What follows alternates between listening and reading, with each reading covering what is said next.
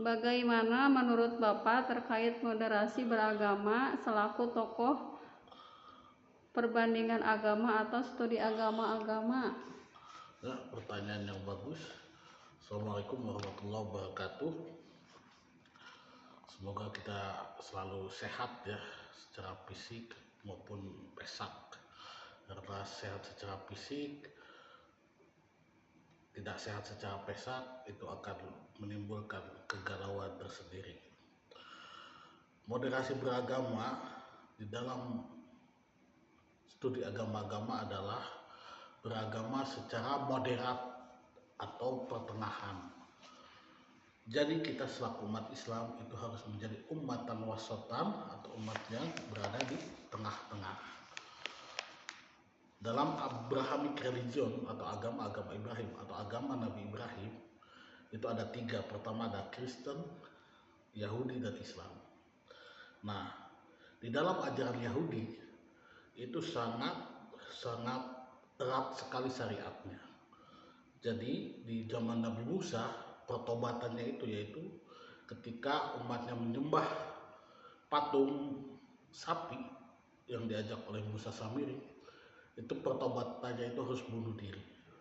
Bahkan jika terkena najis itu harus dikelupas kulit. Sangat ketat sekali di bidang syariatnya. Terus agama Nasrani, di dalam Injil Yesus berkata bahwa jika engkau ditampar pipi kananmu, berikan pipi kirimu. Jika engkau diminta bajumu, berikan jubahmu. Itu sangat longgar sekali, makanya disebut dengan agama kasih sayang ya. Sangat longgar sekali gitu kan. Nah, Islam itu berada di dalam tengah-tengah. Kisos boleh, mata dibalas dengan mata,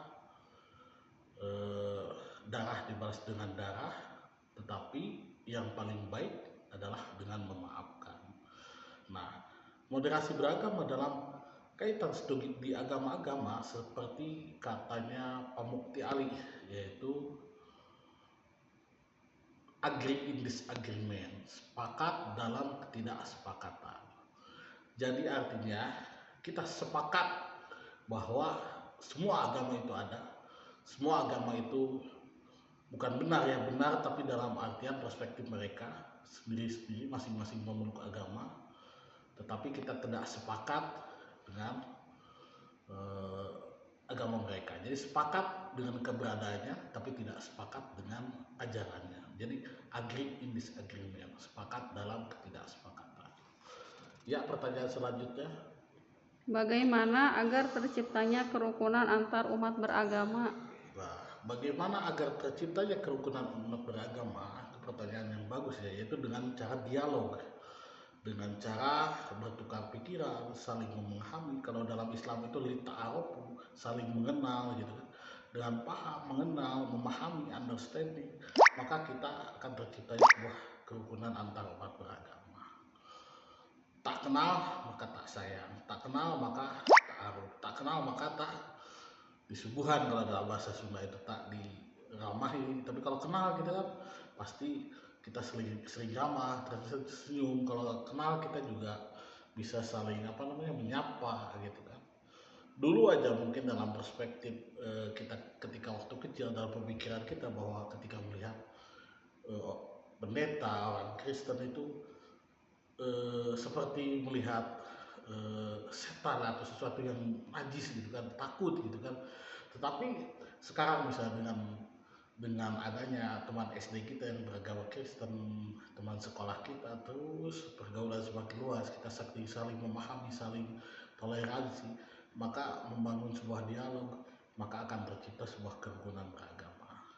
Satu lagi pertanyaannya, Bagaimana pola keberagaman masyarakat Indonesia? bagaimana pola keberagaman masyarakat Indonesia? Ya sip, bagus, itu adalah pertanyaan yang terakhir. Jadi pola keberagaman masyarakat Indonesia itu adalah masyarakat yang sangat welcome terhadap ajaran ataupun agama apapun. Jadi ketika sejarahnya agama Hindu diterima di Indonesia, datang agama Buddha juga diterima di masyarakat Indonesia, dan terakhir adalah agama Islam datang lewat dakwahnya para wali, itu diterima juga di Indonesia. Jadi Indonesia itu agama yang di Indonesia itu apa namanya, pola keberagamannya itu yang welcome gitu kan. Namun kesini setelah dibukanya keran reformasi, adanya apa namanya, pemahaman takfir yang saling mengkafirkan, pemahaman jamaah Islamiyah, pemahaman ala HTI yang memang ditransfer dari luar negeri ke kita, maka jadilah pemahaman Islam yang ekstrim. Lahirlah terorisme, lahirlah Islam yang beat, lahirlah Islam yang apa namanya, Islam yang saling mengkafirkan. Jika tidak masuk anggotanya, tidak masuk alirannya, maka kafir. Nah, itu yang berbahaya gitu kan.